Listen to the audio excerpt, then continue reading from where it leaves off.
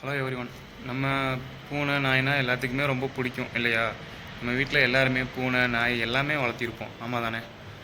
But என்ன அப்படின்னா, நம்ம வளர்த்துற நாய் பூனைக்கு நம்ம சாப்பிட்றோமோ இல்லையோ, பட் அதுக்கு நம்ம சாப்பிட்றது எல்லாமே கொடுப்போம். அதை நல்லா பார்த்துக்குவோம். நம்ம சாப்பிட்லாம், அது ரெண்டாவது பட்சம். ஆனால் நம்ம வளர்த்துற அந்த பூனைங்க நாய்ங்க அந்த சின்ன சின்ன பிராணிகளை நம்ம நல்லாவே பார்த்துக்குவோம் இல்லையா? ஸோ அப்படிப்பட்ட நாய்க்கோ பூனைக்கோ நான் சொல்கிற விஷயம் நல்லா கேட்டுக்குங்க. தியோஃபோமைன்னு சொல்லி ஒரு ரசாயன பொருள் இருக்குது. இது காஃபினோட சேர்ந்தது, சரியா? காஃபின்கிறது ரொம்பவே விஷம்னு சொல்கிறாங்க, சரியா? அதனால் நீங்கள் மேக்ஸிமம் சொல்கிறேன், நம்ம சாக்லேட் சாப்பிட்றோம், ஓகே. நம்ம சாப்பிட்றத நம்ம பிராணிக்கு கொடுக்குறோம், ஓகே.